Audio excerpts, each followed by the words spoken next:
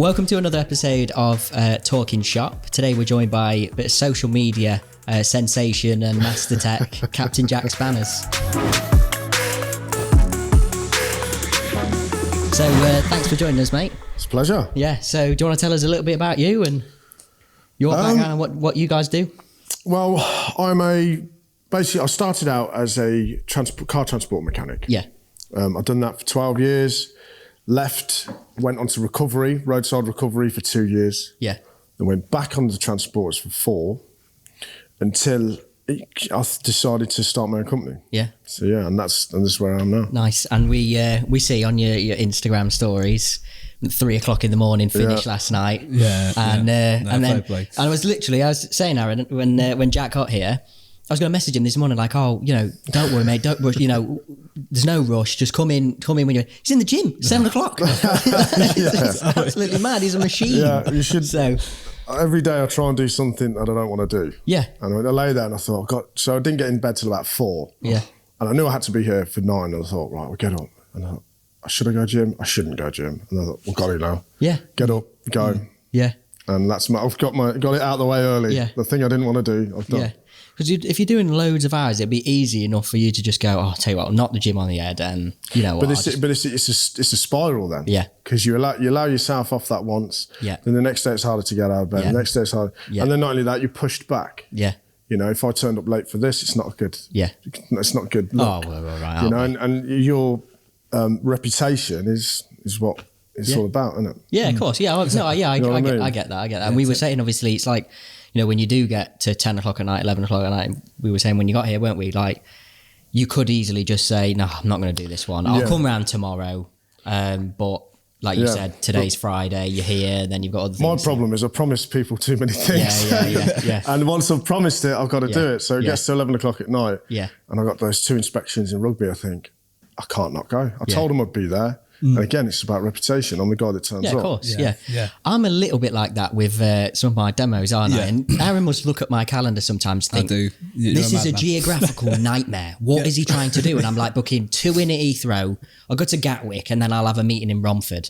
And I'm expecting no traffic. M25 will be fine. It's always trying to do never any traffic on the M25. It's fine. So, No, that's it. You sell yourself the dream. Yeah, that's it. When it's commit not the to reality. something. I'm a bit like the same as you. If I commit to it and tell somebody, right, I'm going to do it, I just end up having the motivation to do it. Whereas if you leave it up to the same day, if I've got to make the decision on the day whether I'm going to do that little bit extra, I'll never do it. Yeah. No, But if you commit to it, then yeah. So Totally agree. How did the name Captain Jack Spanners come around? And we love it, but how did that come about? It's a real strange one because people assume that I'm obsessed with pirates. That's what I thought. And it's not at all. No. It's don't get catchy. me wrong, the pirates are quite fun, Yeah. Women and rum. Yeah, that's it. You can't go wrong. That's not to like. comment.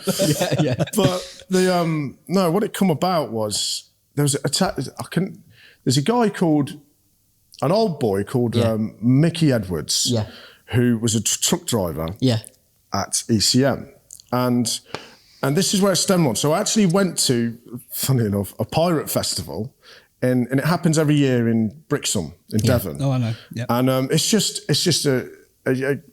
a weekend on a party it's the one day, the Saturday, and thousands of people dress up as pirates, and everyone's in this costume. They're playing like fiddles in the pubs, and they've got a replica of the Golden Hind in the harbour exactly there. the one, yeah. Sir Francis Drake's truck. You know what's on your mind? Ship. And what they do, they fire blanks out the cannons and stuff. So it's almost like you're back in time, And it's a really good weekend. Anyway, so I went back to work, and Mike Edwards, and in his his southern accent, come up and he says, "All right, Jack, was it Captain Jack Spanners?" And that's it. Because people used to call me Captain Jack, just because it's just people say it, don't they? It's like because of the because of the film. Yeah. What's his name? Johnny Depp. Yeah. Because of that, people have said it. But then he said Captain Jack Spanners. And I remember thinking, I like that. That kind of has a ring to it. Yeah. Fits. Yeah. And at the time, I'd opened a new Instagram and I thought, what can I put my name as? I thought, I'll put my name as Captain Jack Spanners. just because it's stuck. And then it was stuck as jack spanners. Yeah. And that's what the TikTok's got to, jack spanners. Do you get people refer? Because I sometimes as well, like I refer to you when I'm like, oh yeah, we got Captain Jack in on Friday. Yeah. So I'm even I'm doing it. Yeah. Well, no one I know does. No, really. no, obviously because not, it's just that. But then you get it at truck shows, or now I've noticed it's where it's at, like petrol stations. Yeah. Yeah. That happens a lot. Yeah. The truck drivers. Right, spanners or Captain Jack, which is nuts. Love that. Any kind of service station on the motorway, always someone stops me there. Yeah. And then any workshop I walk into, and basically in the UK. Yeah. I've just found that I always, someone goes, all right, spanners? Yeah.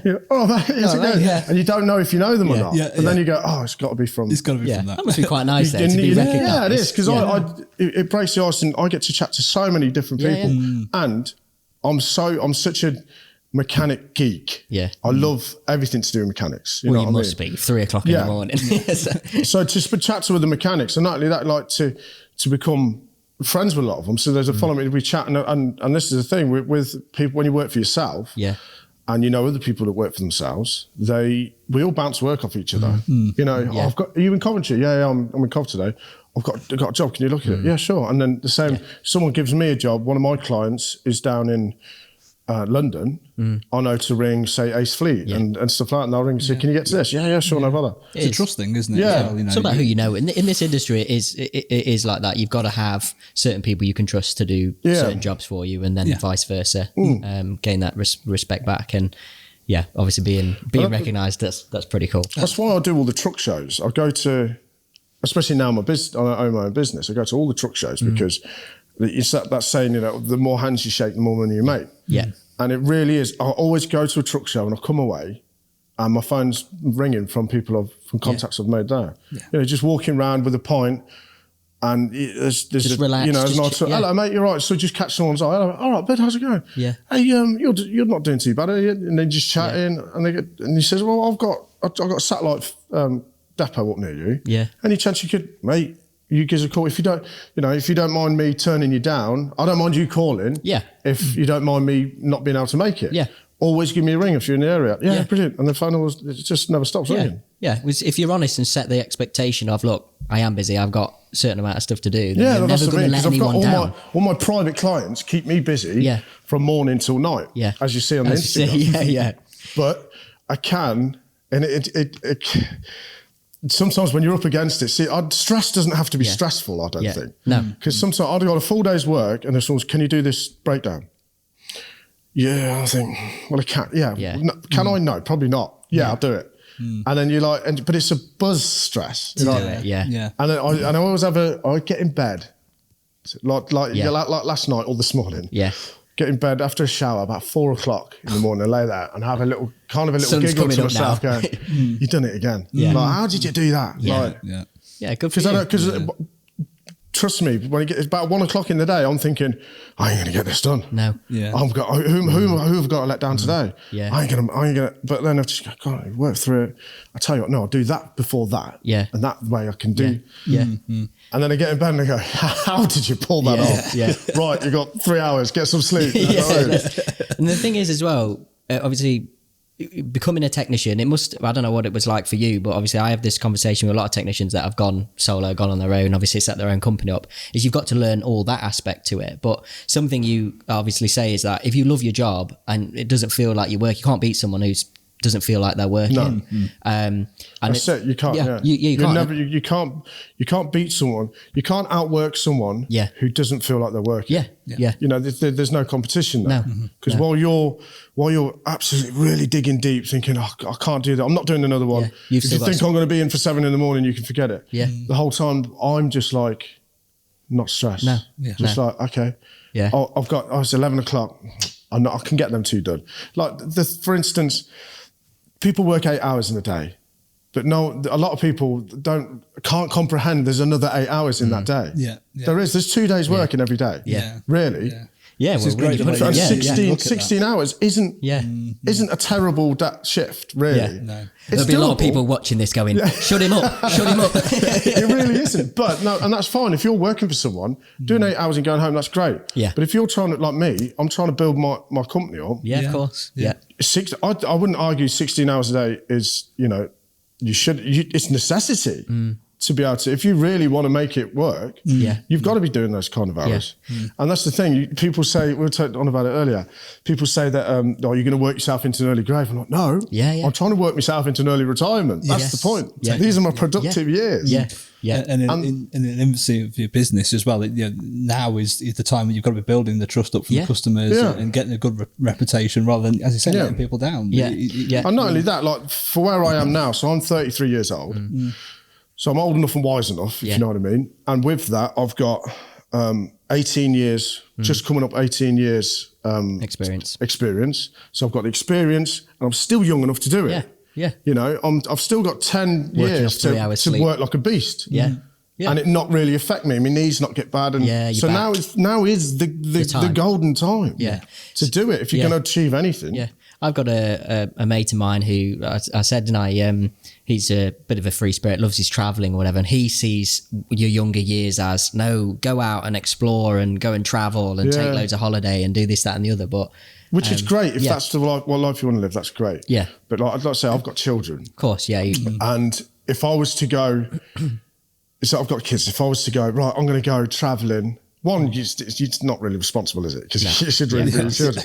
But all that time I'm traveling and wasting time laying on a beach is not productive. And like we spoke about, when people say you're working too much and it's selfish. How's me trying to make the best of myself selfish? And it's good for everyone around me benefits from a good me, a productive me. You know what I mean? So there's nothing selfish about trying to be the best you can be. Totally. But then you get to the weekend and then you go into a truck show, but it always goes back to, if you love what you do. It's an extension of work. Yeah, absolutely. But then, like you said, you can have a beer, go around with a pint, be yourself, have a bit of a chat, have a bit of a laugh, but you're still obviously gaining contacts while you're there as well. So, that's right. And usually I get there Friday, bumping, hello mate, you're buzzing.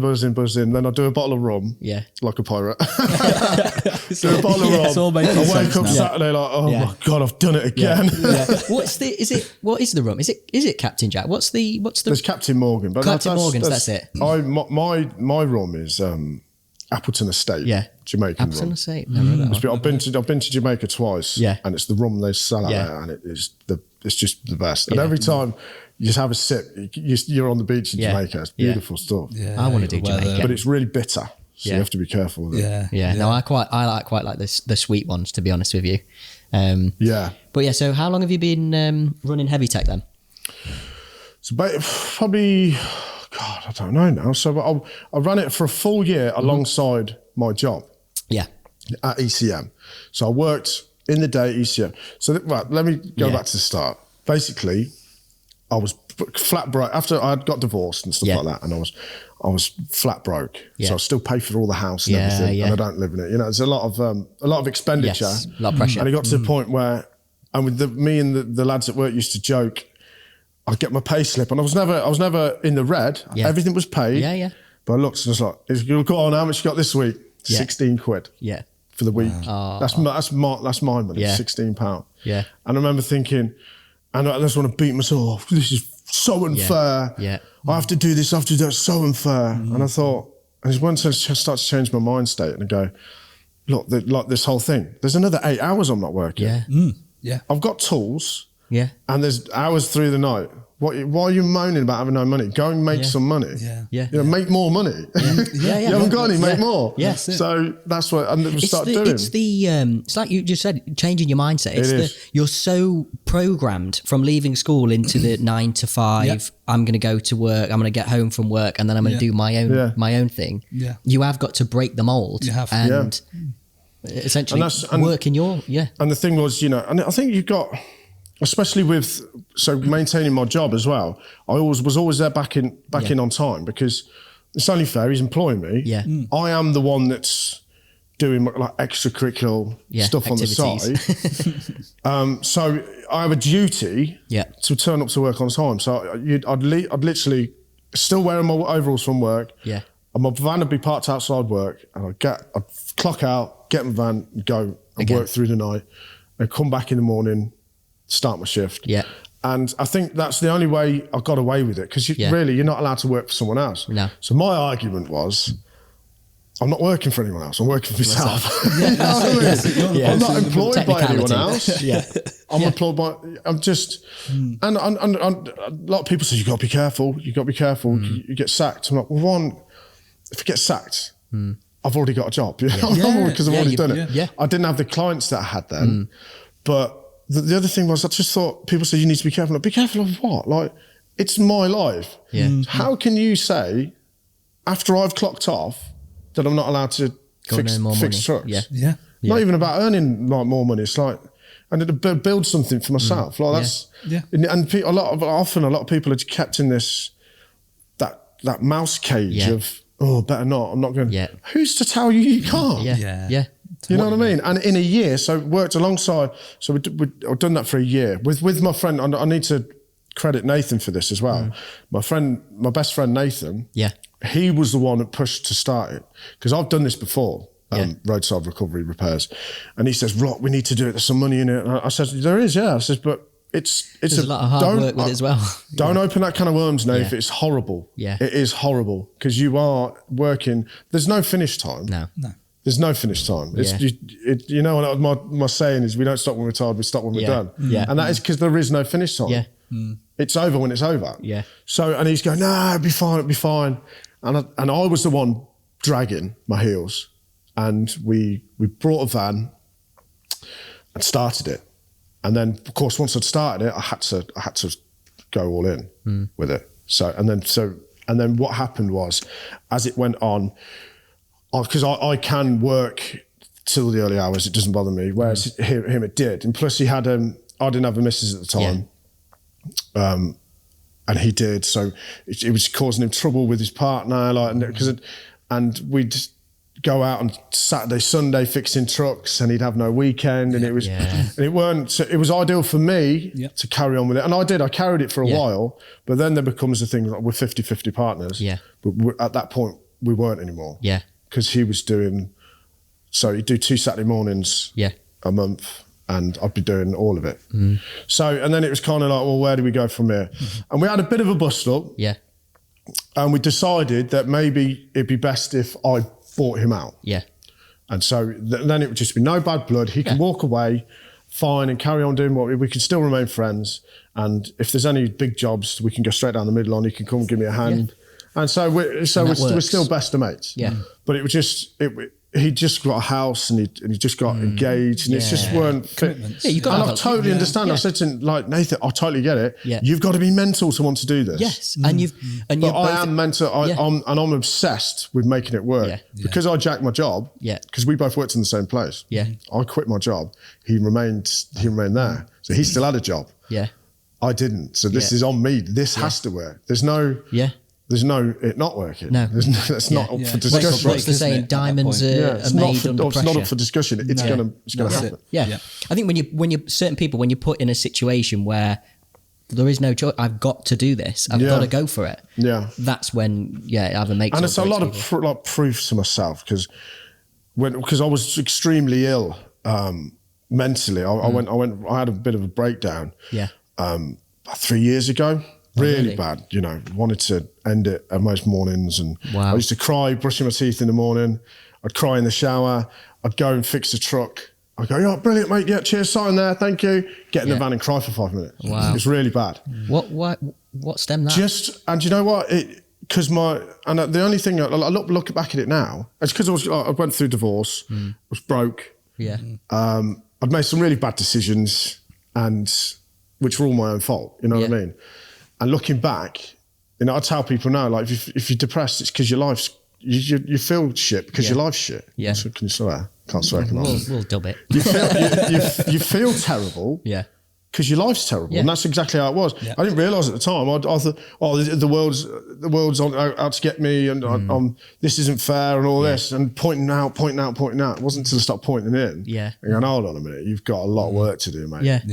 Good for you, mate. Good for you. That's when it started. And then so Heavy Tech is kind of a holding myself accountable for all that. Keeping you've come so far that you've got to keep this momentum on. And not only that, I've realised that I get hundreds of messages a week.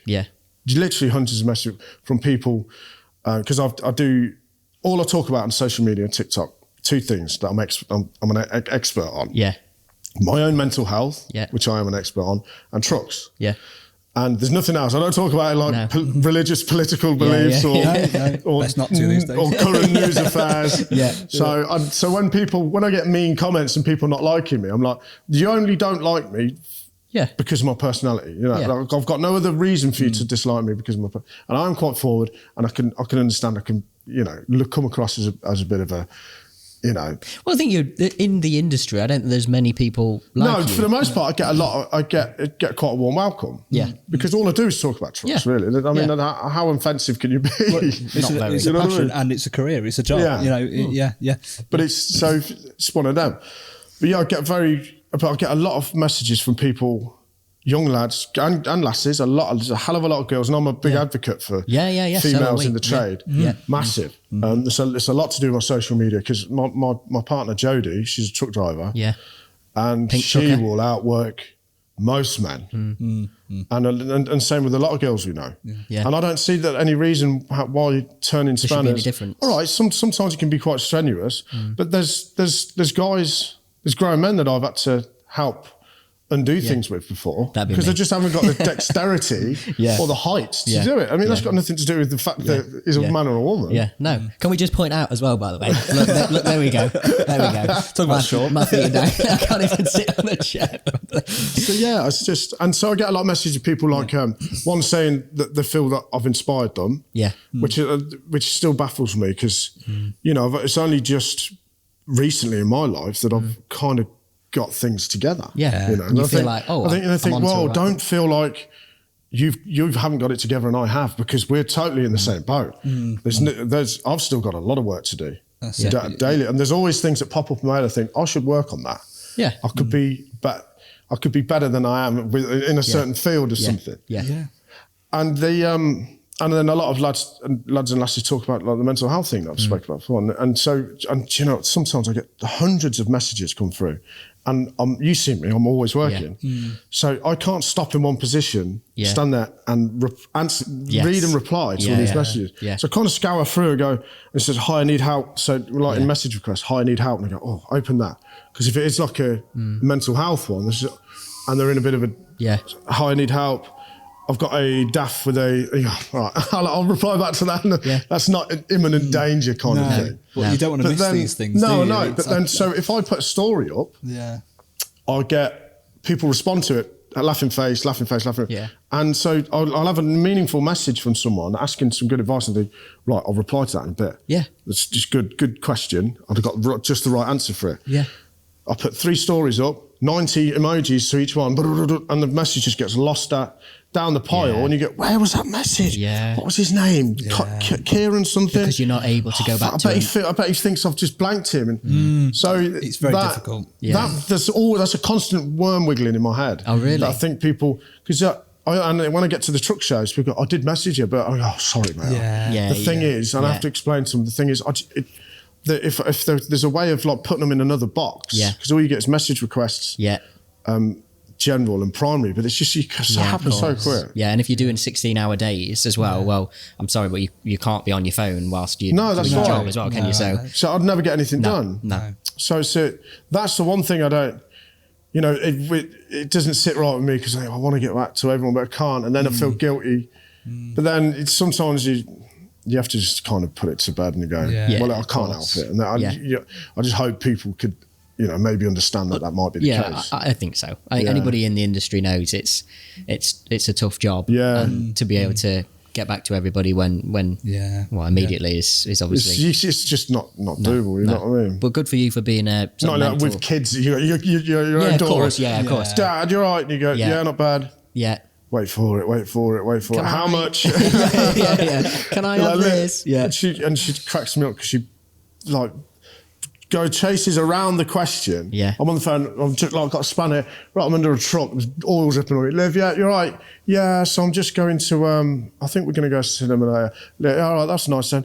Liv, For how much? I'm right in the middle of something. I'm just working. 15 quid. Right. Go on then. Speak to you in a bit. Tell me how much. I'm busy. Does it? I imagine it helps as well that your partner Jodie, she's in the industry as well, so you can do these things together. And it's awesome to see that when you go to the shows, Jodie's there with her truck, and you sort of get to experience it together. Take Jodie to work as well. She's get your overalls on. You coming with me today? And well, she always offers, and she actually really enjoys it. That's the thing, and that's another thing. If you're going to try and do anything in life, which is going to take a lot of time and effort, you need the right woman, man. You either need to be single, or have the right woman, have the support, because her support is just it's unreal. You know what I mean? And so, for instance, I had a clutch in bits, and it needed a flywheel, so it took a couple of days for a flywheel to come.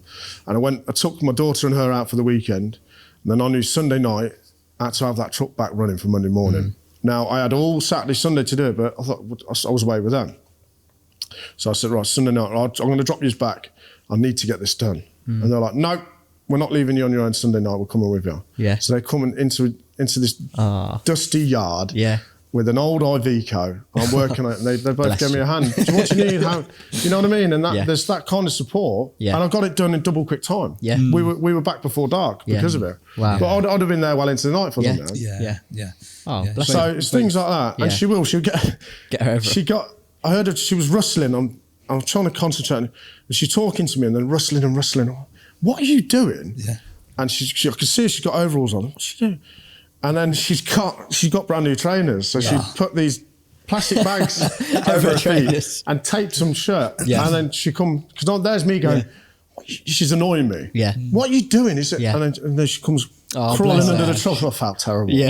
I'll just come in to see if you needed a hand. This is Jodie. It's because you're programmed into. Come here. Oh, bless. It's great when you share the same work ethic. That's really nice to hear. She's really, really supportive, and I never. And that's another thing. I think as you open yourself up to a better life, you attract these things. Law of attraction and that. And I never knew that the relationship we have was ever up for grabs. You know what I mean? And I said to her, I said, just imagine some people go their whole lives and not experiencing what the connection that we have and the support. Being able to share that sort of everyday work together, shows together, and then obviously everything personal as well. It's just nuts that we just get on so well. We're like best mates. You know what I mean? We laugh constantly. That's what you need. Did she get you into the videos? Who was first? Because you obviously Jodie. No, I started doing them. I don't know when.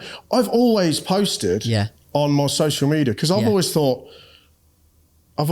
been like, my job's a really good job. It's a badass job. Proud of it. I've always thought, and the ability to fix things that are broken. I got that saying, and this goes back to like mental health, is there ain't nothing broken that can't be fixed. That's one of my saying, and that's a metaphor for life. And I think that ties in with a lot of fixing myself, and I was broken, and anything else. And it's quite a cool party trick as well. I've always, whenever I've been, with previous partners and stuff, that the in-laws are there, and they're going. You see some outside near the bin. There's a Hoover or something. You chucking that out? Yeah, it's broken. Give it here. Let me have 5 minutes with it. Woo, back working again. Anything. Literally, if you take something apart, you'll be surprised at just what, like a dusty sensor or something, or like washing machines or. I've never called anyone out or anything. The washing machine's packed in or the dryer's packed in. Right, back off. Let's figure it out. And you see, that's little thermostat, something's burnt out. Right, see if we can get one of them. Get one fixed for 15 quid. When you're gonna chuck the thing in a landfill. There's always a solution. And probably one of the things I'm guilty of personally is I'd like to be able to do that and fix things. I just can't. Well, you never push yourself to get yourself out. You need to get yourself outside of your comfort zone. In order to do it, and that's where you get the satisfaction. I think you need to be mechanically minded. I mean, to be able to take something apart and put it back together with you, because there's I'm classed as dyslexic, but you'll never hear me say it or use an excuse because I don't think I think dyslexic, right, okay, what does that mean? I'm not very good with numbers and letters. Well, how does that affect me? Yeah. But I can strip a V8 engine and rebuild it back together, and it'll run for another 1,000,000 miles, or, you know, and I make things out of metal. Like I used to cut bits of car bonnet up and make flowers. And I don't feel like I'm hindrance whatsoever with this dyslexic thing. I think it's horses for courses, isn't it? Yeah, of course. There's that saying that if you judge a fish on its ability to climb a tree, you'd think it was stupid. But monkeys can't breathe underwater. You know what I mean? That's true. Yeah. Everyone's got their strengths, and I don't see why, you know, you're stupid. You know, like you see people with autism that can play the piano with their eyes. It's just, everyone's got different strengths. It's a power.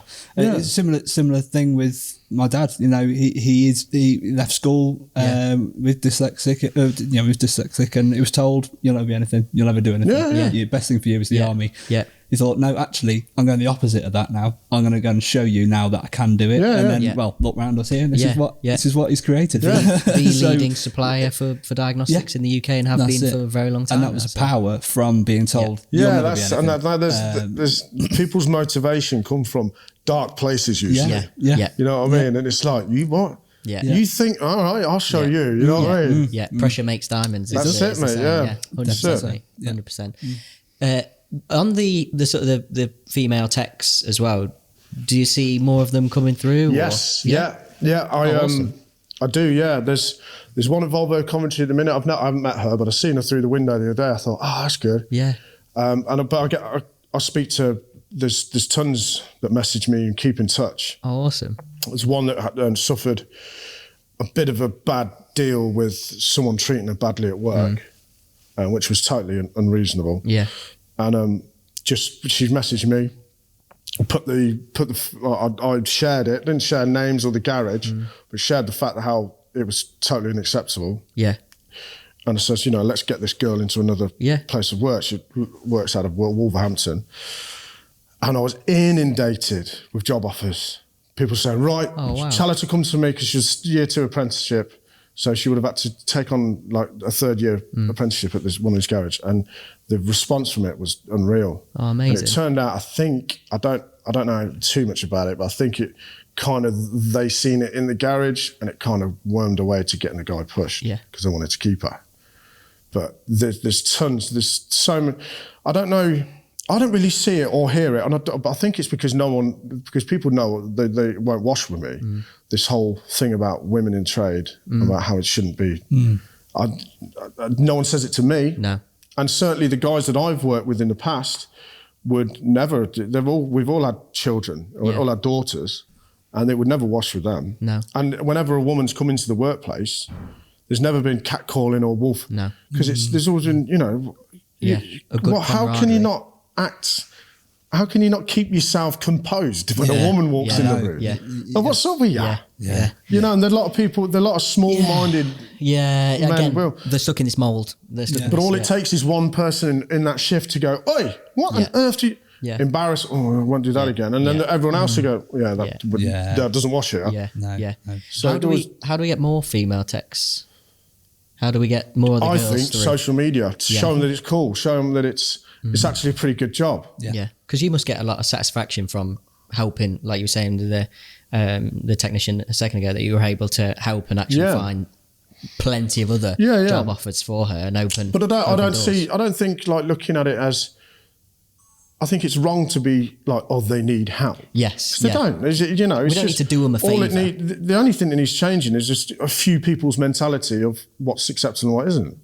Like, it's got nothing to do, the girls are quite capable to do any of the job roles. Yeah. It's the old boys that are already in it. I'd say old boys, I shouldn't say old boys. It's the pig-headed people that are already in it that think, oh no, a girl wouldn't wash in our workshop too well. We'd have to change too much. We'd have to clean out the female toilets that we're using as to store stuff in. So they like use the logistics of it as a bit of an excuse to and plus, and maybe a boss would feel differently about, you know, challenging a female employee, because if he's all he's ever done is for 35 years of his career is tell blokes off. Yeah. You know how to do it. We've seen that. You know what I mean? But and they might feel how they're going to do it with a woman. Of course. So I can understand stuff like that, but it shouldn't matter. You know? No. If she's messed up, just the same as a bloke does, run her over the coals the same way. Of course. But I don't. It's just, you know what I mean? I've noticed recently, actually, it's really nice to see a lot of workshops I do visit. In most cases, there are females there. Yeah, whether it be an apprenticeship or something. But it's nice to see. Yeah. I don't think there is a problem with it at all. I think there's not a lot, because there's some girls need to realise that not everyone's cut out for hair and beauty. You know, there's a lot of girls out there that they've gone and helped the dads over the weekend with stuff, and they should feel the need to like not want to follow. I should do something girly. Or, do what you enjoy. I think a lot of people now they are if that's their passion, they're following it. Yeah, there's a lot of girls. There's a girl at the minute she's a car mechanic. Her name's Marley, and I said to her and she's just started a social media thing. And that's the thing, they're kids, social media, and it's self-advertisement. Yeah, you know, you could go on LinkedIn and stuff like that, which is fine, but if you're constantly, like with me, constantly promoting myself. And that's why I put timestamps on when I'm working, because I really do work. Like yesterday, I woke up at 5 o'clock in the morning, took Jodie to work, because I stayed down with her in London. Drove up, seen my son in Market Harbour. Wow. Then I worked all the way till 3 o'clock in the morning. And I put timestamps on it to show people I'm really about that life. And when I'm telling people, we don't stop when we're told, stop when we're done, and you know, we turn up when the rest won't rest and all this. I'm really doing it, and it's doable. And I'm not just. It's not just a gimmick. So and for me is self-advertisement. People go, this guy just won't quit. This guy, he really will. You know, that's the type of guy people want fixing their trucks. The one that'll go, I'll get it done by any means. And motivates others. I'll turn up Thursday and then be late. And then go, I've got to nip off and get parts. It's no good. People don't want that. Follow through on what you said you were going to do. Yeah, absolutely. And that's what builds your reputation. How was your time with Crouchers? Because they've got load of Jaltest. Yeah, really good. Really good. And I think that's totally put me in good stead for starting my own company.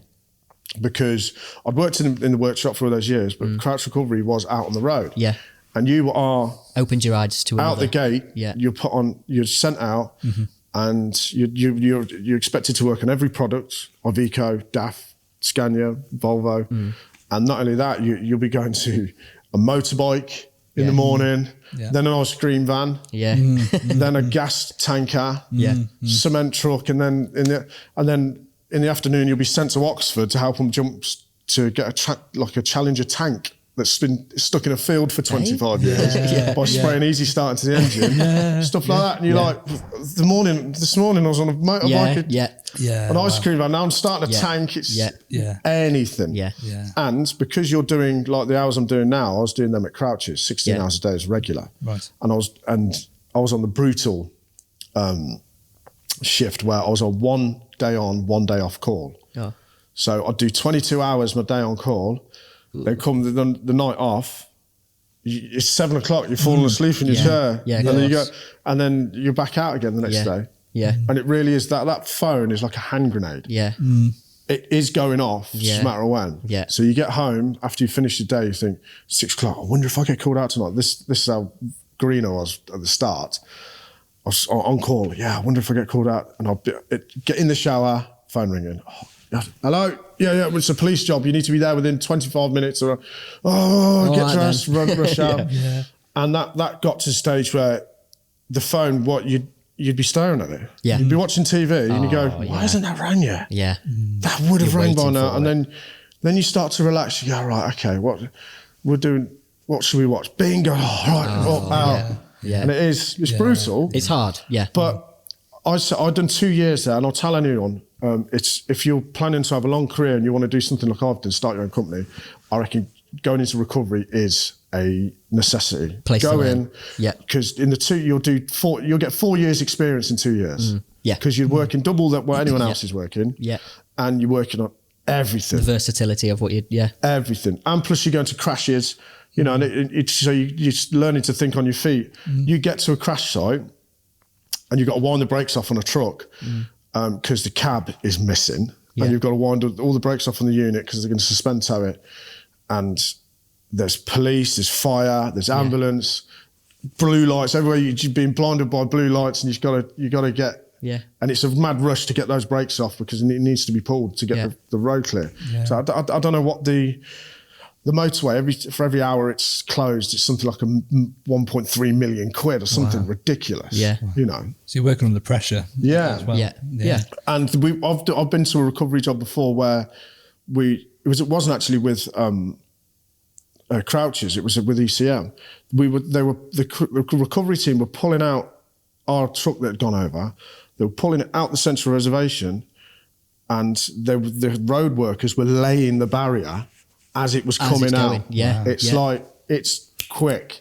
So you've got the road workers there as well, and everyone's it's a bit of a, you know, competition because the road workers are like, oh, come on, let's get it. The police are like, how long? And then the fire ambulance, they've got the fatalities away because that's the thing as well. There's a lot of... Yeah, of course. That isn't nice. You know what I mean? No. Luckily, I didn't see a lot. But it's more the things... Does it open your eyes as well when you're driving? To think, what I've just seen is going to change how I... Because a lot of these crashes are just from fleeting things. And then... there's we won't get too much into that because it's a bit dark. Let's not go there. But there's a few instances that I scratch my head and I think, what a waste. You know what I mean? What you've seen. And there's, like I say, I haven't seen that. There's some guys that have seen a hell of a lot. So there needs to be like counselling and stuff after scenarios like that. A lot of people go, I'm all right, and some are. But then I think those are. You creep into your head when you're sat there. And God, that was appalling. On the mental health aspect in this industry, do you see? Because it is a bit of an industry where it's a bit like, you know, shut up, be a bloke, and just get on with it. Do you think there is an aspect of it now? It's becoming a bit more open and it's changing. I don't know. I think so. But I've always had best friends around. So I've always at ECM. We've always been a gang of lads, and this is very rare for workshops, where we all got on. We'd the whole shift would be like, apart from the old boys, would be right. What we're doing this weekend? Right, well, let's meet and we'd all meet up in the pub. We'd go gym together. We'd all like 10 of us would train different times in the gym, and we'd be around each other's houses and for barbecues and stuff. You know, so we're all really good friends. So people could say. How you feel? You know, especially Nathan, you go, you're right. Well, you know, it's got a lot on me, you know. And you go, and let's go for a drink.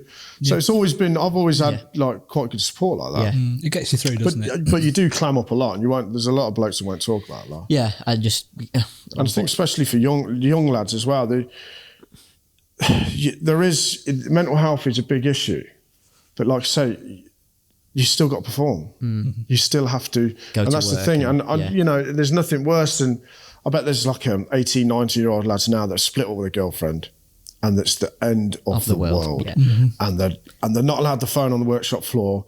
So every chance they get, they go back to a locker. She messaged, she hasn't messaged. And I've been there. I've done it. We all have. And it's horrible. It's horrible. So I get but there's no way around that. That's just how you just got to learn. That's how you feel. You got to just know that, hey, these things pass, you know. It feels horrible then and there. But there will be a time, 6 months down the line, you get to the day where you go, I ain't thought about it today. Or like 3 days down there, I ain't thought about that thing in 3 days. Was it time is the biggest healer? It is. It is. And as you've shown, work through it. And things do get better, don't they? So keep going. Speaking of time then, where do you see Heavy Tech and yourself in, let's say, 5 years?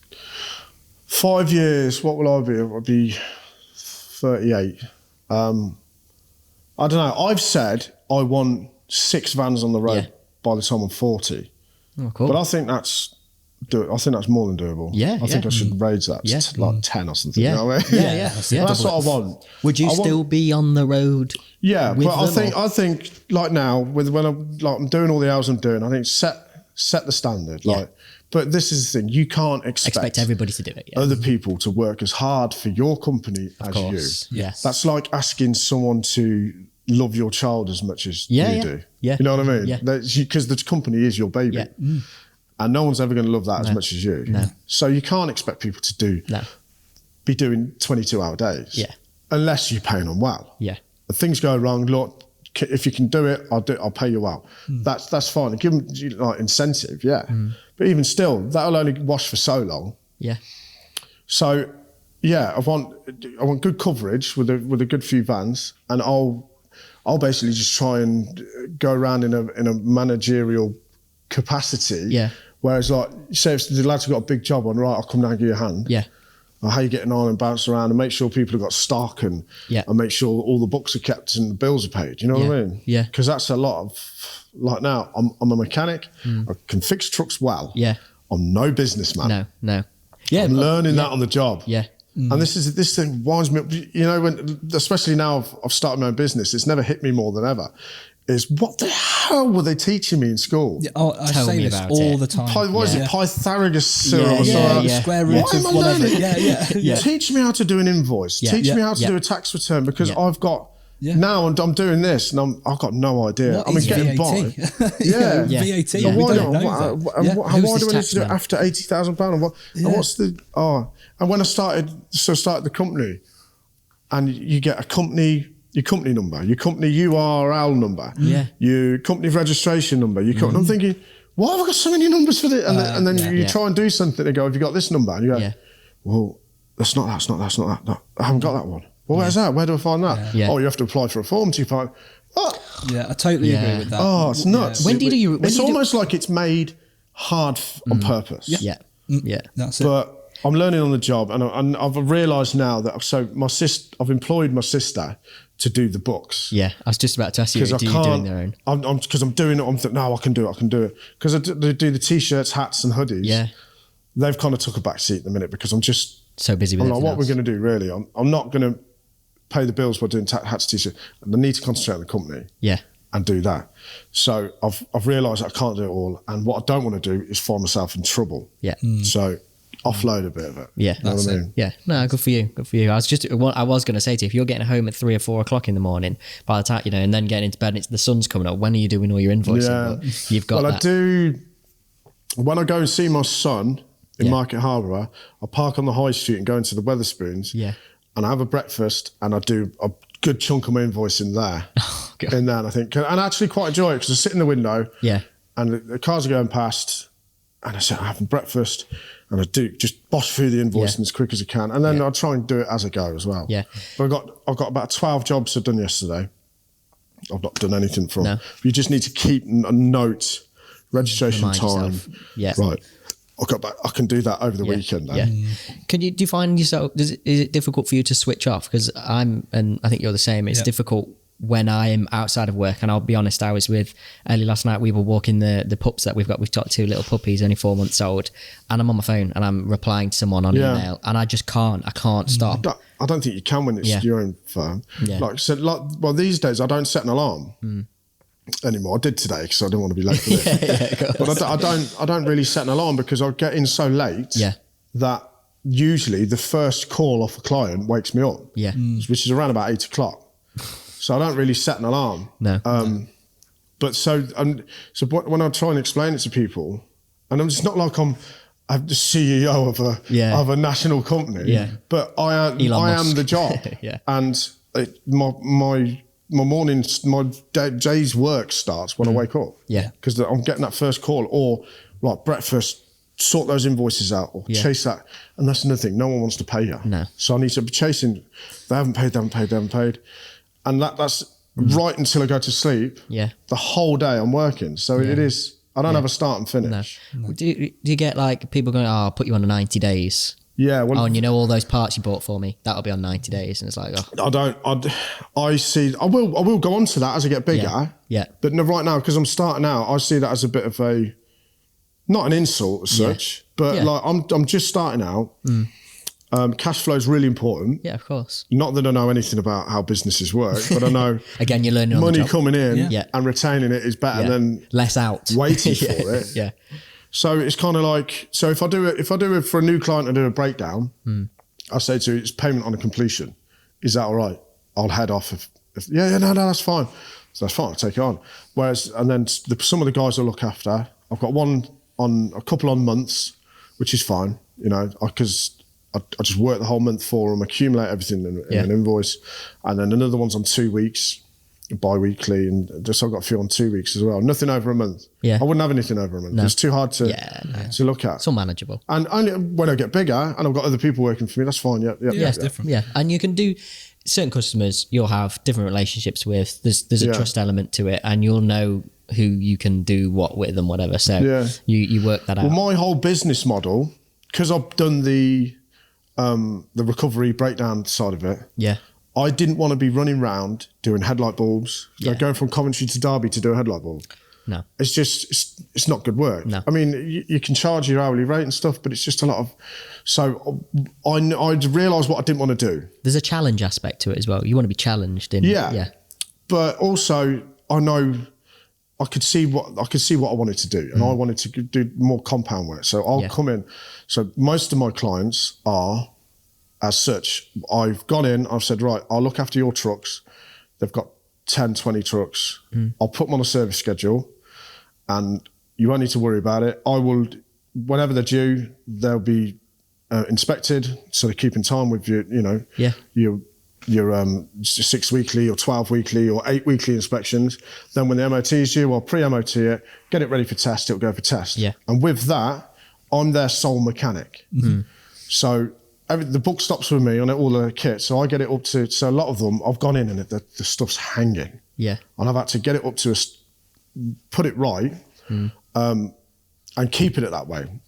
So that's what I do. But with that, so this is the clever thing, really. So I get repeat business every 6 weeks on every single one of their vehicles, with an MOTs and all running repairs and breakdowns. I'm the first person they call. Yeah.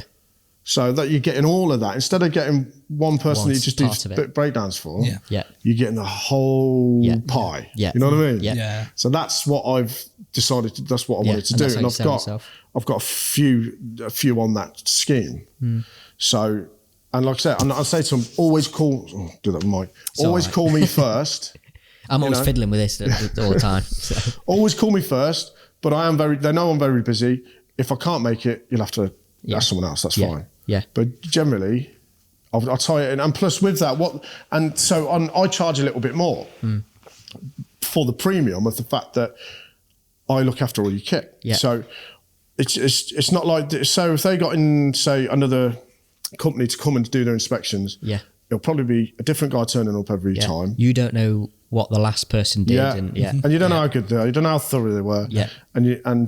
So with me, the book stops with me. It's responsibility. Anything goes wrong with them, it's no one else's fault but mine. Yeah. So there's a lot more risk there. Yeah. Well, there isn't risk because I'll make sure it's right. But then that's the difficulty to employing techs is you're going to have to at some point let go of your baby in a way. So I can charge the premium now because it's not sounding like that, but it's me because they know that I take it all personally. Like if I got an MOT fail, it will ruin my weekend. Yeah, and I've had 2 recently. Fails, and they've got back to me. Jack, this has failed. No way. What on? I don't know. I'll get back to you. And I'm sitting there. I'm just failed. And she's like, chill out. And I'm like, what on? I can't. Yeah. Got back. Oh, the spray suppression was dirty, so the spray flat was full. Yeah. And I said to the client, so you didn't wash it? Yeah. No, I didn't. Why did you not wash it before you took it to test? Well, you know that. I prepare it. Yeah. You get it washed, so it's failed. But I kind of count that as that I look after them, and that vehicle's failed. I count that as me. Yes. Yeah. But it weren't. Yeah. And I've had 2 like that that have not been washed correctly. Yeah. And they failed it on weeping steering box. Yeah. Yeah. And I fucking, you can't. You do take it based. But then the little party goes, right, okay, it wasn't me. It wasn't something like I missed like a worn bush or something. Yeah.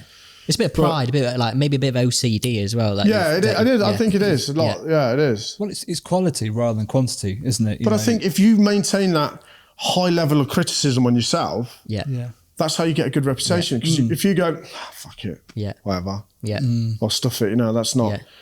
It'll go, or it failed, oh, well, never mind. No, you should take these things personally. Yeah. Because that's how you get a good reputation. Yeah. Be your own biggest critic. Yeah. And therefore, if anybody else gives you criticism, you're not going to take it well, and the client, I'm harder on myself. The client sees it as well. He goes, he knows that you're visibly upset by the fact. So he knows you're trying your hardest. Yeah. It's not you're just fobbing him off with cheap labour. Yeah. What's the biggest challenge you've had then since, obviously you said that starting your own business, you're technician, you've got all this skill set, you've got all this experience of recovery as well. Now you're starting your own business. What's been the biggest challenge so far for Heavy Tech? I don't know. I think it's the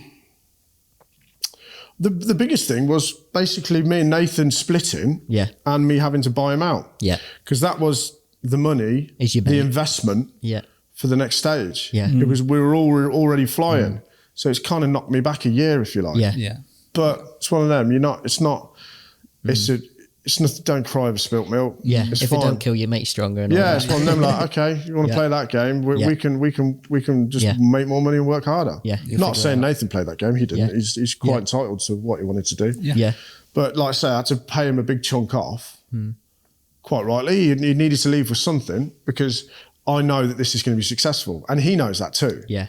So it's kind of like, it's not like future money he's going to miss out on because he's not earning it. No. I am. Yeah. But it's kind of it's a difficult one. I presume you had this vision. And I owe it all to him. Yeah. Because I'm the one saying, don't do it. You regret it. Yeah. That's it. Yeah. And so I do owe a hell of a lot to him. Yeah. It was the motivation. For pushing me. Yeah. Mm-hmm. But once he pushed me over that hill and I was rolling, there's no stopping now. Yeah. No. Yeah. There's no. You need the right people around you to help you and push you into somewhere you're not comfortable with, and then obviously then you're in there and you can succeed. That's it. Yeah. Have you seen any of these coming away from sort of technician? Have you seen a lot of these rebuild videos that are like mad on YouTube and all the social medias now? Like we watch Matt Armstrong, don't we? He's more obviously cars. But is he the one that wears the beanie with the? Yes. Was he a BMX hat? Yes, he was. I like him. Yeah, it's cool. He's brilliant. Yeah. And do you know what? Has he got any mechanical? Was he a mechanic? No, this is the story. His dad wasn't he? He was a chef, and a similar sort of story. I think one day he just thought, you know what? I need to put all my all into this. Yeah. If I'm going to make it, I just need to just. Yeah, I've seen it was kind of like his Genesis video where it talks about when he was starting. But I don't. Yeah. I was trying to think. Is he mechanically trained? Like, has he got? He's not. No. But he knows a hell of a lot. Yeah. Well, he's always been around it because obviously his dad was a mechanic. Yeah. And like Aaron was saying, it's a really interesting story how he was a chef. He had like 3 or 4 different jobs. He was a chef, and then he'd finish there, and then he'd go to like the local takeaway and work there till like 11 o'clock. Yeah. Well, and then he was in property, and he put all his savings into buying houses, and then from there he's always been fixing things. He makes a joke out of it. It all started from fixing an Audi TT on his driveway to where he is now. And that was fair play to him. He's done well. That just shows the tenacity of some people. If you're willing to just keep going, like do whatever. Yeah. And keep hitting the button until something comes of it. Yeah. But he's really good, and he really knows his stuff. And to rebuild all those Lambos and stuff like that. Yeah, it's crazy. You've got to really be brave, haven't you? Really especially to record it, because I mean, you don't know what goes on behind the camera, but to record something like that, you are holding yourself accountable. Yeah. You are. So you do part 1, part 2. Like when I was doing the pistons and liners in the V8 Scania, I'd never done them before. No. But I knew I could. There was no doubt in my mind I could do them because it's nuts and bolts. You just figure it out, and I'm not going to make any major mistakes. No. Rookie mistakes, but I've recorded each one as it was going on and posted it, and I'd said Nave says you're going to regret that if it doesn't start. You get it wrong. This is why I'm doing it. I'm holding myself accountable. There's a risk to it, reward. There's no way it's not going to run like an absolute dream. Yeah. So I put them up, and then I remember I turned the key. I was like, "Well, I'm not going to record this. I'm going to start it off first." Purred like a princess. I was like, "Right, okay, camera." Well, it sort of, I said, segues really onto one of the questions I wanted to ask was, what was it like the first time? You thinking, right, I want to do this. I want to film what I'm doing. What was it like turning that camera around on yourself and going, right, I'm going to sort of put this on the internet and show people what I do. Was it scary? Was it daunting? Not scary, because it's not scary, but it was more embarrassing really, because I knew what was going, because the guys at work, and this is the thing cracks me up, the guys at work used to take the mick out of me all the time, because I'd put like the camera down the end of the pit. Yeah. And I'd put it on a timer, and I'd take a picture of me working on the truck into the pit. Yeah. And they'd go, who took that picture for you? Oh, you put your camera on timer. You were like, what? And they'd really take the mick out of me. Yeah. And I'd always say, just as a joke, and this was before heavy tech was even a thing or anything. I said, I'm building a brand, mate. I'm building a brand. Yeah. And I'm building a brand. And it cracked me up because we all spoke about it not long ago. And they're like, oh, you're all right. You actually were. Yeah. It's worked. Yeah. But the early videos, they'd take the mick out of them as well.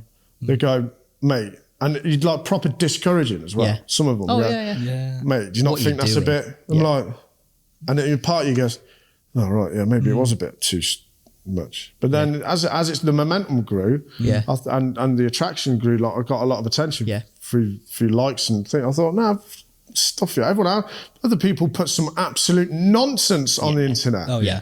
I'm just trying to be informative.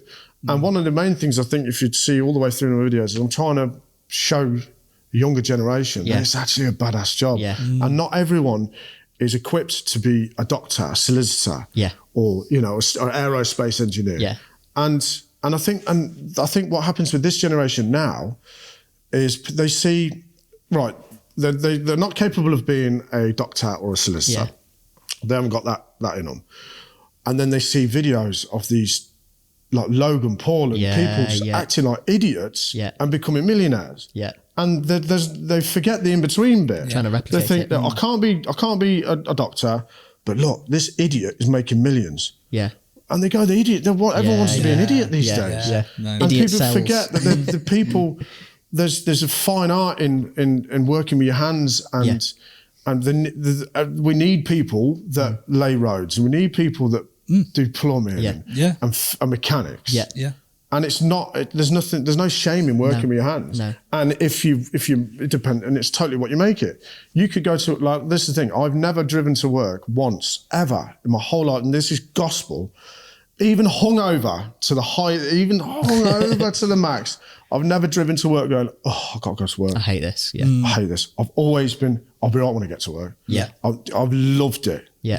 I'm always, not excited, that's a bit too much, but I've never thought, I've got to go to work. Yeah. I think a lot of your content is quite relaxed. It's quite, I'm trying to think of the word now. It's quite, I don't know. You want to watch. It's quite involving, and I think people, certainly I do as well. When I watch, it's quite funny. It's quite, you show the good sides of the job, even though you are there at 3 o'clock in the morning. It started to rain or whatever. And there are bad jobs. I'm sure you've seen those, but actually, it is what you make it, isn't it? You know? It is. And a lot of the times when it's going completely wrong.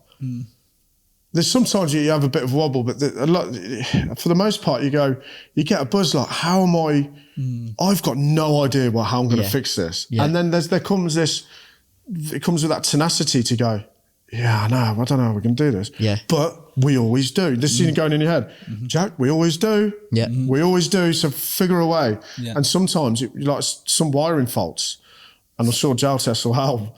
Wiring faults where you just can't figure it out. And there's times where I've gone, I don't know what it is. I've just gone and sat in the van for 10 minutes, got my phone out and just scrolled. Turned my brain off for 10 minutes and I've gone, hold on, what about... Light bulb moment. Just take yourself out. When you're throwing things, take yourself out of that for a minute. Just chill out and then go, hold on a minute. So but if the AdBlue pump goes to the heat hose and the heat... Let me just try this. And you go back and you go, you beauty. Got it. It's there. And it's the wire broken. You go, you feel like this. It's you on your own. You on your own in the lay-by. You're like, get in.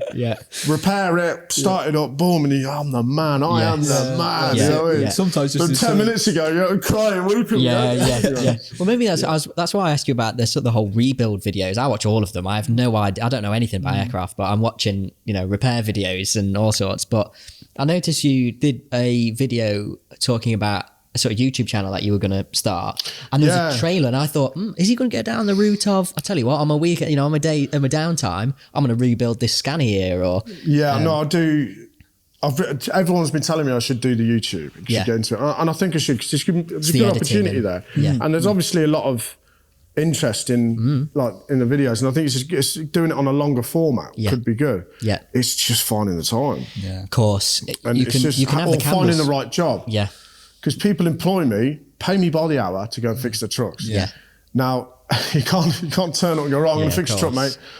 open a tripod, and start doing takes. Yeah, of course. You know what I mean? So I think you're right. It would probably need to be a buy my own little project. Yeah. But I have got something coming up now. I don't know if there's a guy on TikTok called Nathan from City Driver Training.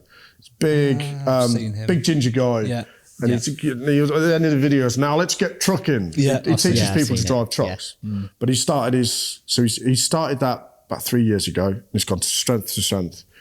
And it's one of the best driver training schools in the area. I think won loads of contracts. He started his own city logistics, so with his own, delivery truck firm. Yeah.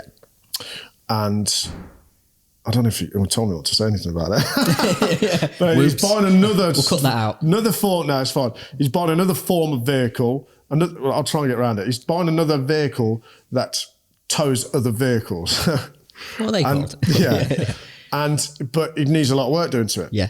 He wants to put it how he wants it. So it's going to have all beacons, all lights. And I think that's what I'm going to do it on. Yeah. Because he's a friend and it's not a customer as such, I think we can do a real good... It's a bit of a collab content.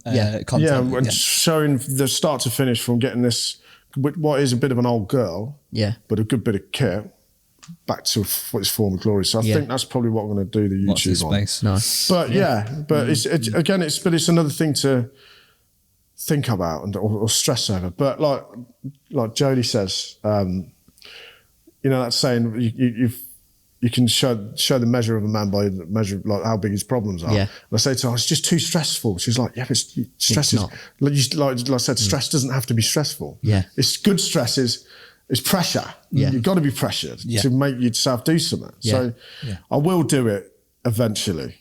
But it's just another thing. That's it. And I've got a lot of things. There's not many more hours in the day you can use at the minute. So.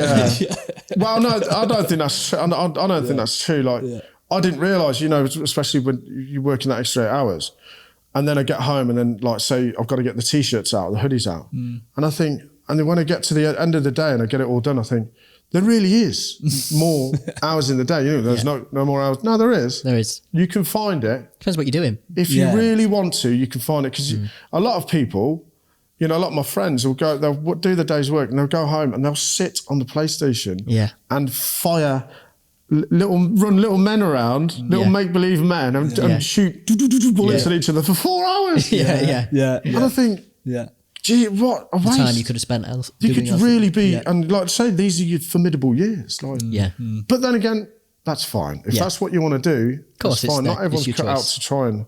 Not everybody wants to. I'm not there to judge anyone, but it's just not, it doesn't fit me. No, I understand that. What's the worst job you've taken on? Or the worst thing that's happened, you've got there and you've thought, I'll tell you what, something that happened just recently. It's not the worst job I've done, but it was the worst thing that's happened to me in a couple of years. I went to the quarry to get eyes on a vehicle. So it's due MOT test in the morning. It's old Scania concrete truck.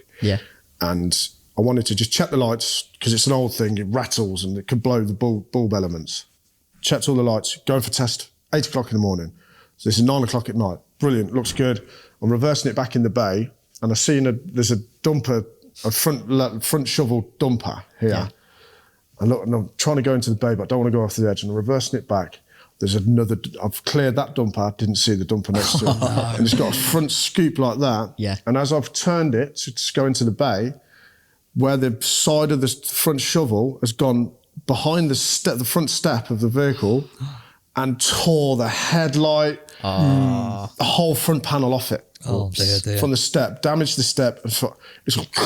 And I must have only travelled a foot once it had hit. Because you hammer the brakes. I've got out and I've looked at it and the headlight is just facing inwards.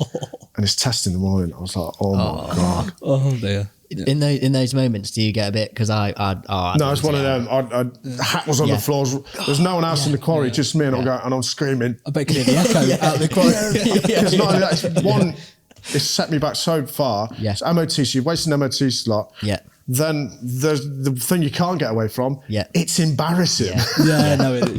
I've made just a really, really stupid mess up. Yeah. But so I ran the owner. I was like, I messed up big time. Luckily we've become friends actually. He is a client, but we've become friends. And he's like, "You're kidding me?" I was like, "Look, I'll put it right. I'll get it right. I'll get it right tonight." And I just took all the panels off, and all the metal was mangled. But you'd be surprised if you like I say, anything. Ain't nothing broken that can't be fixed, you know? So I've manoeuvred it round into different positions. So I put it alongside the dumper, got my ratchet strap round the dumper, ratchet, bringing that bit back, turned it round, pulled that way, and just kept doing it. And then got my oxys settling, heated the brackets up, and then just a little bit more leverage and worked it all back to somewhere close to where it was once before. But then it needed 2 new step frames, and then of course, because when you send it for test, the headlights have to be in a beam pattern. So I've put it all back together. I thought, right, okay, I'm going to park it against the wall, look at the beam pattern, and there's one there. No, so I've done it, and I had to basically take it all back off, heat it up, and try and bring where the headlight mounts. Bring down the whole thing just to angle it down a bit. And it got to the very end. I got it close. It was just here. And basically unscrewed the 2 bottom bolts for the headlight, rolled a glove into a ball, rammed it down the back of the headlight, whoop, bring it down. There we go. Right, we can get it tested. We can fix it later. Did it pass? Passed, Passed first as a result. On the customer going, how on earth did you match? Because he'd seen it. And he just, one of them was like, don't worry, I can. And that was, but I put it right, and it's one of them. Like, if I hadn't put it right, then I really would have beat myself up, and I probably wouldn't have told the story. But it's the fact I did. It's same stories you said, earlier. You're faced with a position. There's no choice. You've got to. That's it. And when the only way is forward, if you're back, the proverbial back against the wall. But the only way is forward. There's no option. And that's it's one of them. You got nothing to lose, and you really have got nothing to lose with it. Give it a go. You obviously mentioned that you like to encourage young techs and apprentices and any tech on social media that follows you. What's the biggest piece of advice you would give to an apprentice now, or somebody who is maybe starting an apprenticeship or is looking to get into this trade? It would be you've got to make it as easy as possible to work as hard as you can. And the number of ways to do that. And the main one is you just find a way to fall in love with it. Because like we go back to that thing, you can't outwork someone who doesn't feel like they're Find working. what you enjoy. If you can unlock, it's like a cheat code. If you can unlock that, like I have, it's effortless. There's no jumping up and down because you're late home. There's no, it's just, I'm about that. When it becomes all your fibre, it's effortless. I really don't, and this is what I think. People say, "Oh, you work hard." Not really. No. I just wake up and have a day of being me. And that involves fixing a lot of things. And that's because it is just, and it's effortless. And that's and I know it's not easy to do. But if you can do that, you'll have such a good life. So much better than you could ever imagine, because you think how much stress and energy it takes to be annoyed and upset. Doesn't help either. No. Although I'm the worst for it. You know what I mean? Whether you can just coast and go, right, okay, it's so much easier. And another thing, especially if you're working on the road, get battery powered tools. Oh, really? They're expensive, but don't forget air. Just get straight onto battery. The Milwaukee stuff now is phenomenal. Really? Like the batteries, as long as you get enough batteries, get 6 batteries, and then you want your 1/2-inch gun, your 3/8 gun, and your the 3/4. And that literally, for years, I put all the other lads around me were buying guns. No, I'm going to stick with air. And it's a pain in. And when I finally started buying the battery stuff, life is just so much easier with that. Especially like the trade is just so much easier with battery powered stuff. Yeah. I was watching Sandy from up in Scotland, and these like wheel gun it got. Yeah, I know. I'm trying. And I just, the fact that he can get in the back of his truck and he's at the side of the road with this thing, no air needed. I'm thinking, wow, what a it's an inch drive gun. Yeah. So it's like 1,000 Newton meter torque on it. Yeah. Now, and you have I think it's 12 volt batteries with it. Yeah. But I've been trying to angle Milwaukee to give me one, but I've had nothing back. Bit of brand partnerships. Yeah. I don't know how Sandy got on. He's not even a mechanic. I'm really good friends with Sandy, actually. Yeah. I was going to ask you. That's something that YouTube can open up, and obviously the social media does expose you to different brands like Jaltest. You've used Jaltest before, and obviously, or was it Eclipse? Do you do any other brand partnerships? Are you open to? No, I've done GT85, the oil equipment type. Yeah. The water displacement spray. Yeah. So I saw that on your Instagram. Just recently done that. Yeah. I think that's the only one really. Yeah. And then I've done stuff social media wise with different haulage companies like Colson's, who went up and did a load of videos for them. I saw that. And what a setup they've got. They've got some nice trucks. Incredible. And just how they run it, it's an old bus garage, so they've got 2 lanes, 2 really long lanes that you can fit about 4 truck lengths in. Yeah. And they come in and they've turned that into like a wash bay. So they come in, they've washed, and they can't get round. They have to go through this as they're coming back off the shift. Yeah, that's great. And they've got loads of lads in there. They wash them as they come down. Yeah. Then they've got oil pumps, screen wash, and everything at the end. I saw this on oil's topped up, screen wash is topped up in a conveyor belt as they go, and they go out and park in the yard ready for the next day. Wow. Incredible. Yeah, I like that. And that is phenomenal way to run a company. Yeah. Well, there's no excuse, is there? There's no excuse. Yeah. And they've got all the best kit. Everything's money's no option with that. No. Great. Is it harder now for techs than it was maybe 18 years ago when you started, or? Possibly, yeah, because it's just so much more head scratching stuff. Yeah. AdBlue for one. Yeah. When I started, there was no AdBlue. And I tell you now, the old Volvo FM12s, the wiring on them was bulletproof. Yeah. Then the next gen that came through, 2 years in, you're pulling the looms out and the green wires. And And I heard it was something to do like with the reconstituted copper in the wires or something. It's like it's all recycled. Yeah. It's stuff. I don't know the science behind it, but if it's already been recycled, it's like already broke down in its life chain before. It's just weaker stuff. Yeah. But the old stuff, like the old FM, bulletproof. Yeah. Very rarely have wiring issues, and this is what you call the swan's neck, the loom that comes underneath. They rub, and so the next gen Volvo is just terrible. Yeah, the wiring on them. Really? Yeah. What's the best truck to work on? And what's the worst? I would say Volvo. Yeah. Yeah. Best and worst, or no, the Volvo's brilliant to work on. Worst, DAF. Okay, we thought you might say that. It's all to do with the engineering. Yeah. I mean, they're different price ranges as well, so don't forget. You pay for what you get. Yeah. And a DAF is cheap. Is one of the cheaper options. That's why there's so many. But it's the engineering from a mechanic's point of view.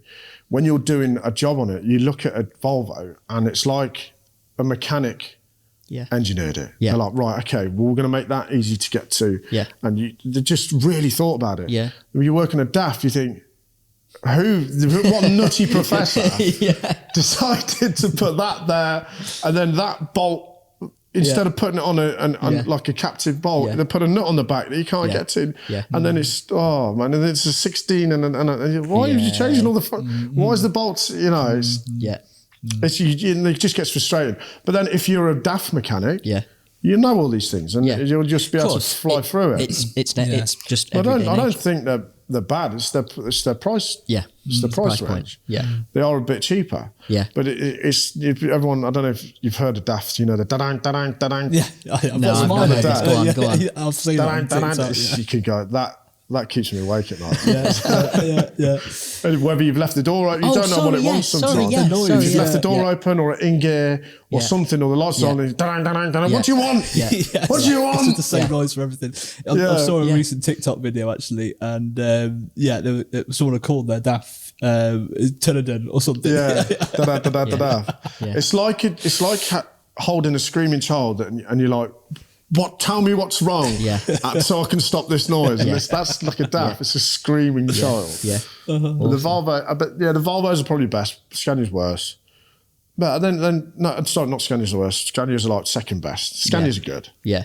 They really you are. like a Scania. You're always working. Yeah, well, they call them king of the road, don't they? They're really well built. They're good trucks. And then the worst will be Iveco, daft. Yeah. We get, like with Iveco, the big one at the moment is like all the secure gateways. They're like one of the first ones to start rolling out these vehicles now, where they're trying to stop counterfeit diagnostic tools being able to plug in, or something that's like not OEM approved. So you get S-Ways, Stralices, sort of like and the dailies 2019 onwards now, to stop people from like hacking their CAN bus systems and using a counterfeit tool. Now you're sort of like locked out. It's the same in the car industry. You've got to have a diagnostic tool now which is OEM approved, and it's got all the latest protocols on it to be able to get in. Gets me is why? What trouble has anyone caused it by just trying to fix it? So unless you are Iveco or Jaltest user now, you can't plug into an Iveco. Yeah. Really? Yeah. 2019 onwards is the rough. I didn't know that. Didn't know that at all. No. You'll get very limited functionality on diagnostic tools unless you have those contacts or the money to buy in or reverse engineer or whatever. So but on that, you're here today to pick up your Jaltest as well. So that's it. So I've already promised people. I'll be there Friday. You've booked it out already. I'm leaving here, go straight on to a shop. Literally. Now, what have you got planned? There's high-speed logistics in Rugby. They've got a series of DPF issues on trucks. Nice. On Mercedes. Oh, amazing. So we'll see some content this afternoon then. I said because this happened from like Wednesday. I says, look, if you can run it, if it's not gone into limp, or just wait till Friday. I can't do anything till Friday unless you want to call Mercedes. But I'm your man if you wait till Friday. So I think they're waiting for me. Well, we'll have your expert code all set up and ready to go, and you can go straight out and start forcing. We'll have a chat with the techs in a minute about sort of what you're going to do, but you'll start seeing on all of your social medias and all the platforms. I'm going to use it. I use a hell of a lot, and I'll try and use it across the spectrum trucks. And of course plant. As well, because we do a lot. I do a lot down quarries now, and I'm not a plant mechanic. That's just something I fell into. Fell into the quarry, literally. I think a lot of these guys that are doing well are becoming one-stop shops. Will if they do run some machinery as well? I'll take my hand to it. I'll have a little look for you. I think it's important to at least know what you're on about. Before you can't just throw your hand into anything. But at the end of the day, it is all just nuts and bolts. And again, it comes back to being mechanically minded. As long as if you're mechanically minded, you can sieve away all the nonsense. It is just nuts, bolts. Right. Okay. So let's have a look at this and figure it out. Where do you think it's going to help you the most? Probably with all these like diagnostics and AdBlue faults. So you get a lot of them. I'm limited with the one I've got.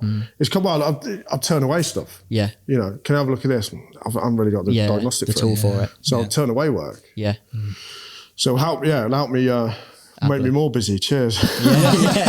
Well done. But you'd rather be sat in the cab on a diagnostic computer having a look at fixing a fault than maybe doing some of the other jobs that you in the pouring rain or snow or whatever. So lay under it. That's it. That's ideal. And I will use it a hell of a lot. And it's one of those things now where certainly even I've not been in the industry for that long, sort of 7, 8 years or whatever, but back in the day it was your dad would have maybe a differing opinion in the sense of, he's been doing it for a very long time, but even 7, 8 years ago, people were like, it's going that way. I'm going to need a diagnostic computer almost. But now it's like an everyday thing. Necessity. Well, even for things like, it's, I think on the days where it is just a diagnostic tool, these days you've got, your belt layouts, your tightening tools. That's it. That's the thing. It's more of a repair tool now for the workshop as opposed to just a plug-in. And it is only really Jaltest that's the one, isn't it? Because there's the Mercedes of Star, and you got all your other main dealer ones, dealer point ones, but that does it all. It really does. And that's the thing we found when we had it at ECM. It was a great bit of kit. And we'd have what's the Volvo one? I forget. The VCADs, the tech tool. VCADs, So we had tech tool. We had VCAD tech tools there. Plus it. Come on, it's so slow. I think I go, right, forget it. Yeah. So even when we're doing the Volvos now, forget it, got the Jaltest. Yeah. I think the functionality on Jaltest is fantastic. Obviously, we've got like manufacturer wiring diagrams on there now with wiring numbers. We've got smart guides. We've got, all the things that people used to say to us, well, the dealer tool will show me where the component's located, step-by-step methodical process on how I need to get fuse boxes. the path to repair. Jaltest does that all now, but I think what sets Jaltest apart from the dealer tool is it works the same one as a DAF as it does on a Mercedes Sprinter, as it does on a Volvo FH. Yeah. And we make diagnostics and we're pretty good at it, obviously. And I think when you use the dealer tools, they sometimes can be they look outdated, they look old fashioned. And I think that's where sometimes it falls. And people do say to us, we would rather use the Jaltest system from Eclipse on a daily basis for fault codes and fixing stuff because, well, we know what to expect. We know that every wiring diagram is reverse engineered to look the same and it works the same way on each vehicle. And that I open the box, I turn it on and I know how to operate it. Yeah. So one tool, everybody wants one tool, does all. That's it, you do. Yeah, and it's like having a work phone, having an iPhone as your personal phone and a Samsung as your, you're going, try that. you scroll up for that one and across. Yeah, that's it. Forget it. That's it. Exactly. Look, the number we got on the side of my work van. Yeah. Nathan had the phone. He's lost the phone. So I don't know how many times people have tried to call that number off the side of the van, but it's not attached to me or Nathan or anyone. Someone somewhere is getting a lot of calls. There's a hell of a lot of voicemails on that. We don't know where the phone is. No. I need to change that number actually. But it is much better. Yeah. And I've done a Scania generator. I had to do a top set on it, and I didn't know the tappets or what size we're going to use for feeder gauges, and that's what I got from Jaltest. Got it from Todd in Scania V8 and the engine number. They come down to, and it tells you all. Yeah, the data we've added is forget the what it was. It's 45 for the inlet and 90 for the, and it tells you, all right, okay, and you can hit because it was connected to the printer. Hit print. Go to the job with it printed off. Yeah. It's not just a tool for, I've got a fault now, let's plug it in. You're absolutely right. It is, I work on Scanies. Let's say you might be a DAF technician, you work on DAF day in, day out. Now let's take you out of that comfort zone, put you on a Volvo. Do you know how the belt goes on this? Do you know what oils you need? Do you know what tightening torques you must have? I said torque figures as well. You can pull all the torque figures off. No, it's a tool for everyday. Absolutely. Exactly what Russell was saying last week, wasn't it? Similar thing for him. He is DAF through and through, but he'll be put onto a Mercedes and what on earth should it have you brought the black pearl today? Yeah, it's outside. We'll get a picture in a minute with the black pearl. I was down the quarry last night till about 11, half 11, and the dust there. Honestly, it looks like when you're in that quarry, you could be on the moon. You know what I mean? It's just rock and dust, rubble, and the curtains of dust that come across, and then you get behind. It was beautiful and shiny from the truck show at the weekend. Hasn't really got dirty all week. No. You drive it behind the gate. You turn around, orange. Filthy. So I sprayed it off last night. It looks even worse this morning. Nice. You got anything coming up then? Any projects that you're going to be working on? Anything interesting that the guys want to be keeping a lookout for?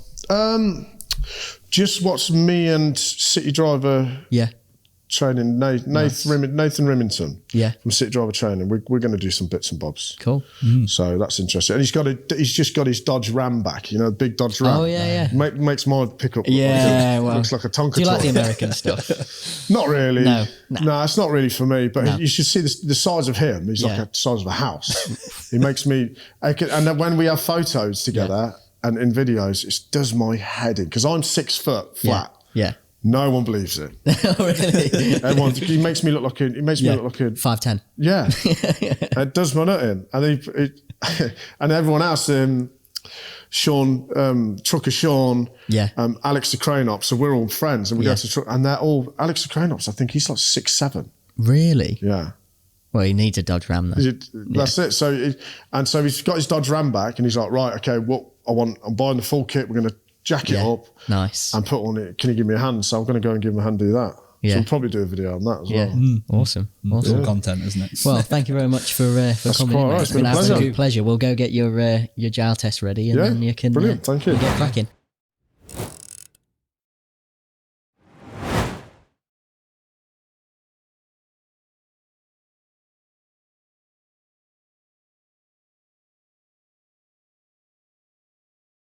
fine. So, but for me, like you guys, you're all right. But I can't sit up straight because look, I can't get my knees Got a over little cushion it. back for your feet.